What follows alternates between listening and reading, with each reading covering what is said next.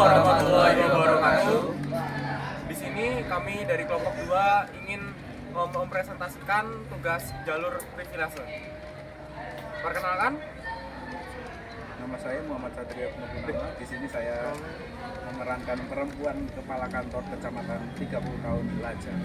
Perkenalkan, nama saya Muhammad Sultan Arga Karim. Peran saya laki-laki tuli 35 tahun, beda anak 2. perkenalkan nama saya Farel Aisar Alayain.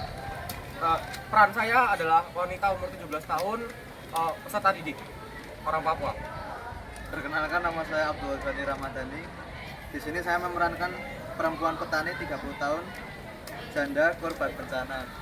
Perkenalkan, nama saya Isnaya Ahmad Kurniawan. Peran saya memerankan perempuan menganut Sunda Wit-Witan 20 tahun Lajang. Perkenalkan, nama saya Rizky Diadia. Memerankan laki-laki beragama Islam bekerja di kantor kementerian 30 tahun, sudah berkeluarga.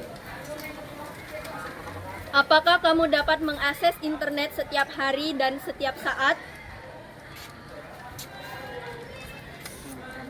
Apakah kamu dapat menikah secara sah? Apakah kamu dapat beribadah tanpa gangguan? Apakah kamu dapat naik turun tangga dengan mudah? Apakah kamu dapat beribadah atau merayakan hari raya dengan tenang? Apakah kamu dapat menemukan rumah ibadah atau fasilitas ibadah agama atau kepercayaan dengan mudah? Apakah terdapat penjagaan ketat di daerah tempat tinggalmu? Apakah kamu dapat menjadi pemimpin di sekolah atau institusi atau komunitasmu? Apakah kamu dapat mengurus administrasi dengan mudah? Apakah kamu dapat berjalan kaki di malam hari sendirian dengan tenang?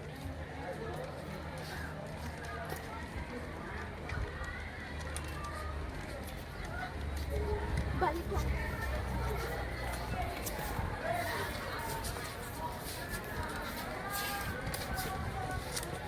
Sekian tugas dari kelompok 2. Terima kasih karena telah memperhatikan. Wassalamualaikum warahmatullahi wabarakatuh.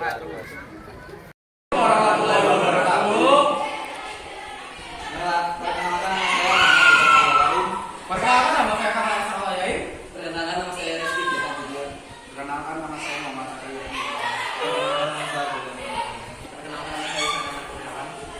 Di sini kami dari kelompok 2 ingin mempresentasikan karya mind mapping yang telah kami buat dengan tema hak dan kewajiban.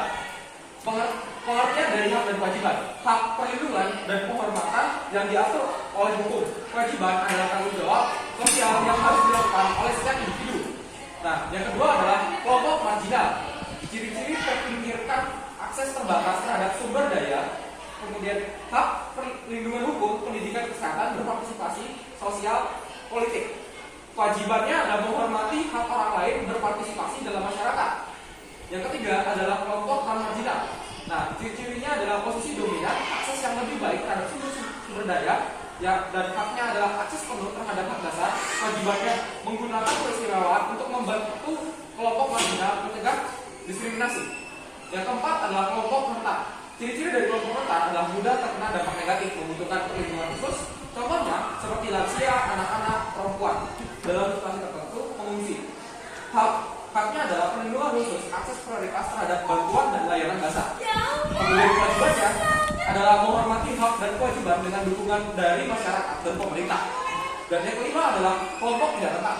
Ciri-cirinya adalah lebih tahan terhadap perubahan, tidak berada dalam kondisi rentan. Haknya adalah akses penuh terhadap hak yang diatur. Kewajibannya mendukung kelompok rentan, memastikan keadilan sosial. Yang keenam adalah perbandingan dan interaksi antar kelompok. Hubungan positifnya adalah bantuan sosial, advokasi, hak. Hubungan negatifnya adalah diskriminasi, eksklusi sosial. Yang ketujuh adalah pentingnya keadilan sosial. Keadilan sosial memperlakukan adil dan setara untuk semua kelompok. Peran masyarakat dan pemerintah memastikan hak yang dihormati, dan kewajiban dijalankan. Yang kedelapan adalah aktivitas dan diskusi adalah studi kasus, analisis situasi nyata pelanggaran hak. Yang kedua adalah diskusi kelompok peran individu dalam mendukung kelompok marginal dan rentan.